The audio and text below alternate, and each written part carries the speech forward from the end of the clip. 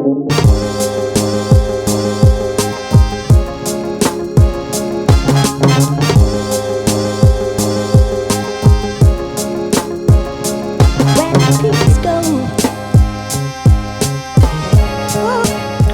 what's up, Speedy's Garage Gang? Head over to the shop because tonight we've got something to talk about. There's a lot of weird stuff going on. I actually had some different content planned for this weekend, but there's been a couple of developments that I wanted to talk to you guys about, so stay tuned. But before we get to that, this weekend was supposed to be the first outing with Go Man Go for the 2021 racing season. I was going to test out that All Angles Design Performance Drag Pack suspension that we put on Go Man Go a few weeks back, and I'll link to that to the top in case you missed it. Unfortunately, Bowling Green, Kentucky, which is where my home track is located, got 7 inches of rain in one day this past week, and Beach Bend is close to a river. It's the reason it's called Beach Bend, and unfortunately the track flooded. And by flooded, I mean like 6 feet underwater flooded. So prayers go out to the folks at Beach Bend. They're having to clean up. I'll try to find a picture and link to it or show it in the video if I can find it. But the one that I saw was from a helicopter and it looked pretty bad. So keep those guys in your thoughts and prayers. So I'm not really sure how I feel about some of the news that's come out lately. Particularly the news that SRT has basically been dissolved. And SRT, if you didn't know, was the performance arm of kind of the Mopar Dodge brand. I'd have to go back and look and see when they actually got started. I think it began with a Neon way back when. They had a hand in some Vipers, obviously, but the big things that, at least the cars I'm familiar with, were your Challenger, Charger, Hellcat. There was an SRT-10 Viper truck that they had a hand in. They put the Viper motor in a truck, which was pretty cool. Then the Demon came out. Then you had the Red Eye. Now you have the Super Sport. So for a long time, I've been fooling with these Mopar cars probably for about 12 years, the modern ones. And I may be kind of an unusual Mopar fan because I didn't grow up as someone who drove Dodge vehicles and was just born to drive Mopar or no car, basically, like you like to hear a lot of the Mopar fans kind of talk about. I like all of them. I like all cars that are performance oriented, you know, whether it be Chevy, Ford, Dodge, Ferrari, Porsche, Corvette, you know, all that stuff. So if it goes fast and has some cool engineering in it, I'm very interested. Even the little Civic Type R. I mean, my mom had a Civic way back when. I remember the thing was a little, you know, what, 110 horsepower or something, and now, you know, they got a turbo motor and all kind of stuff in them. So I like performance. So I haven't just always been Dodge only. So when I kind of got into Dodge is when the Challenger came out back in 2008. And when I first saw it, I was like, oh my gosh, it looks a lot like the classic 70s muscle car. I grew up watching Dukes of Hazzard and really fell in love with the General Lee as a little kid. And so when the Challenger came out and you could get one in Hemi Orange, that explains a lot probably if you've been following the channel or know me, that I was a big Dukes of Hazzard fan. So I got into these cars right around 2008, 2009, and I bought the 2009 RT. I wanted an SRT with the bigger engine, but quite frankly, it was quite a bit more expensive at the time. They were thinking that a lot of the car industry or car manufacturers were actually going to go out of business in 2009. This is when the economy was tanking. This is when GM had to get bailed out. So Dodge had basically shut down production, and what was available is all you could get. I walked into a dealership and told them I was looking for a RT Challenger with a 27J package, which basically got you some tech goodies and leather seats. And they happened to have one coming the next day that they weren't even sure they were going to get. It showed up. They were employee price, $1,000 cash back, and 0% financing. That's how desperate they were to just liquidate and get rid of them. But the SRT version of that car was only on that program for about a day. All the dealers complained that it was costing, you know, they were losing a ton of money because the SRT cars were selling, so they took them off of that plan. So ultimately, that really made it a no-brainer for me to buy that RT and then modify it, and the rest is history. It built motors, superchargers. I took all the money I saved not buying the SRT and basically built a pretty beast of a car for back in 2009, 2010. Now we're up to 2021, and for the longest time, I felt like, for whatever reason, Mopar just didn't have anything to really compete. You know, Ford had the GT500 that they've been supercharging for a while. Chevrolet came out with the, what was it, the ZL1 Camaro and the ZR1 Corvette. So they were supercharging cars, and you're talking, you know, 550, 600, 650 horsepower. They had a Cadillac that was supercharged, and all we had from Dodge or Mopar was the Challenger with a 6.1 liter naturally aspirated V8 that made 425 horsepower.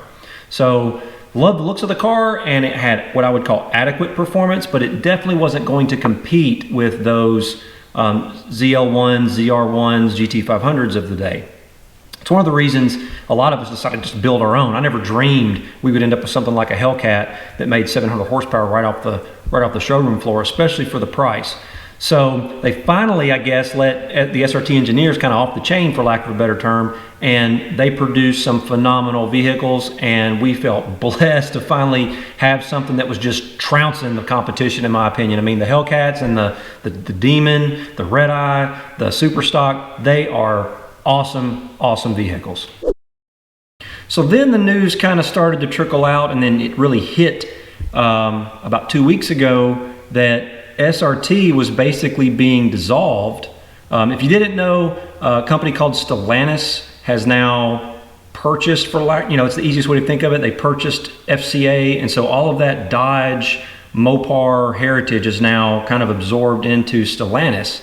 And I don't know. I mean, leave me some comments and tell me what you think, but anytime a European company, and FCA was European too, Stellantis is as well, the culture's different. So here in the United States, good old America, we like, the performance guys like a good old V8, that rumbly sound, a lot of torque, a lot of power, you know, not really as concerned about gas mileage or the size of the car. Like, frankly, I like that the Hellcat and the Challenger's, the shape and the size that it is.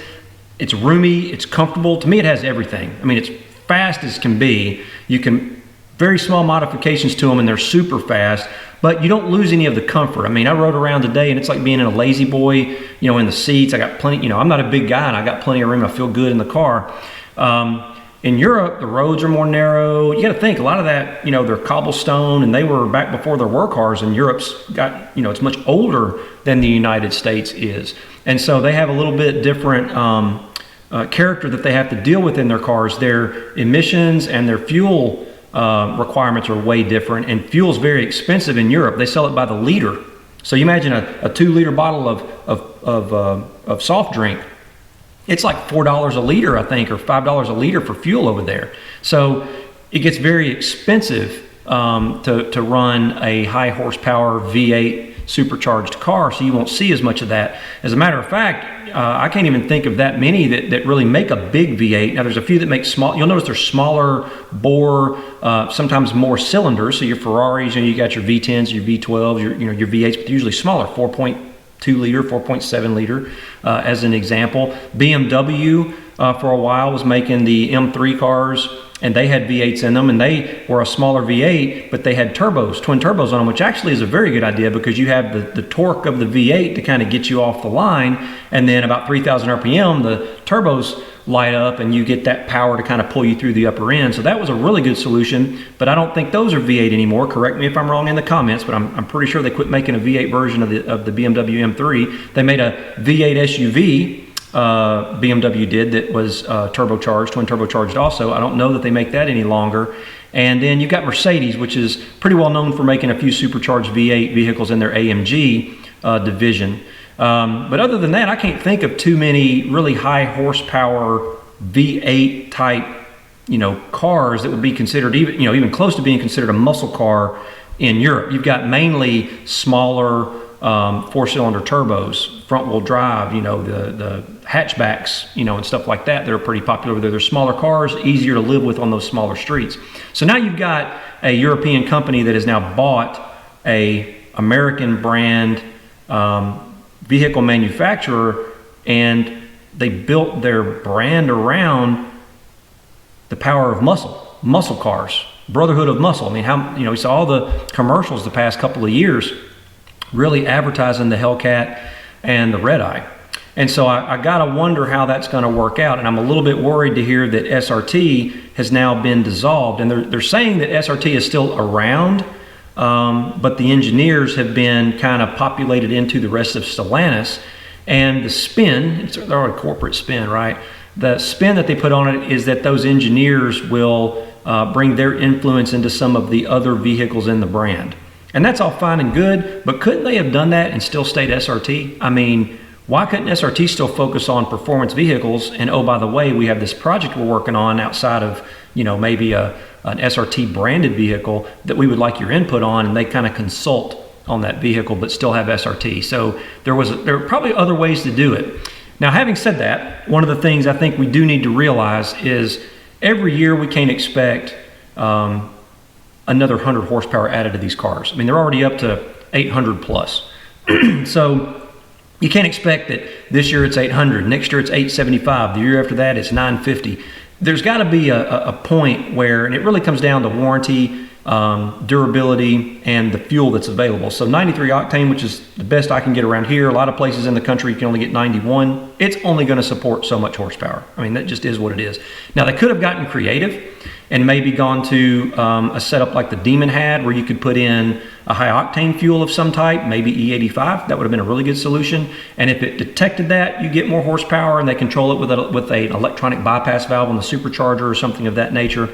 And maybe we might still see that. I don't know. I try to be a glass is half full kind of guy, but with SRT being kind of dissolved, I don't know that we will. TRX is coming out, and it's not technically an SRT vehicle, so I'm gonna use that as one example, but it has a lot of the SRT DNA in it with the Hellcat engine. So there's still a possibility there, but honestly, I think it's probably unlikely, and I hope I'm wrong. So then about a week or 10 days later, I start to hear about this interview with Ralph Gilles where he says that 1,000 horsepower Mopar, FCA, Dodge vehicles might be coming. Let's listen. But my first question to you, will we see a production car with over 1,000 horsepower from FCA or one of its competitors before 2025? I would think so, but it may not be in the way that you think. It might be a combination of electrification and gas, which is something that you see. I believe, the trends start in the supercar world. So there you go, straight from the horse's mouth. I also find it pretty interesting that we end up with Ralph Gilles, who used to be a bigwig at Dodge SRT, and now he's over at Stellantis, who just bought them. So might be something going on there. I'm not sure. Maybe we can read between the lines. But what I picked up on that he just said is that we might see 1,000 horsepower cars, but it won't be in the way we think. They keep talking about vehicle electrification. Now, there's two ways that might go. I hope that we end up with a Hellcat or Red Eye engine making 800-ish horsepower, and that's where you get the 800 part of it. And then maybe they put a 100 horsepower motor, electric motor on each front wheel for all-wheel drive, and that adds the extra 200 horsepower to give you 1,000. That I would probably be interested in. I mean, can you imagine you get on it, you got that torque and grunt of that supercharged V8, you get the sound, you get all the sensation from that, and then you've got all-wheel drive just pulling you down the highway. And it could be really, really sophisticated where it's biased front and rear, like you get 30% front, 70% rear, and if it detects slippage, it can do some different things and all be programmable. I mean, they could get pretty slick with that kind of stuff. That would be very cool in my opinion. However, if they put a 300 horsepower 4-cylinder turbo motor in the car and then put electric motors on all four wheels to make up the rest of it, I'm much less interested at that point. It to me will lose the DNA of what makes it a muscle car, and that's really been the bread and butter for these Challengers, at least on the current body style. Now, if they come out with something different, don't call it a Challenger, make it a smaller car and did something like that, maybe. It's not something that I would probably be very, very interested in, but it might sell to some enthusiasts that like that kind of thing. But I think unless they find a way to keep the Hellcat motor, and Tim Kuniskis has already said the Hellcat engine, its days are numbered. So I don't know if we're going to get very far with that. But if they find a way to do that and put the two electric motors up front for all-wheel drive, definitely gets a thumbs up from me. So that's it for today. Like I said, I had some other content planned, for this weekend, but I kind of wanted to get with you guys. Leave me some comments and tell me what you think. If you've heard something different or have some links to other stories, please share them. I'm sure other people that subscribe or watch these videos might be interested in them too. I hope, and I got my fingers crossed, that we still get some very nice performance cars out of whatever they're going to call this new brand, Stellantis. I don't know if they'll keep, you know, FCA or any name as part of that, but hopefully we still get to see some of these very cool muscle cars come out of that. I'm a little bit worried, to be honest. I'm just going to leave it there. Maybe we'll go back and look at this video a year from now. We can all laugh at me and say, haha, look how wrong you are, and I would be happy to do that. I hope you enjoyed the video. Please give it a thumbs up if you did. Be sure to subscribe if you haven't already. Be sure to check us out on Instagram. It's at Speedy's_garage, as well as our website, www.speedysgarage.net, and hopefully I'll see you out there.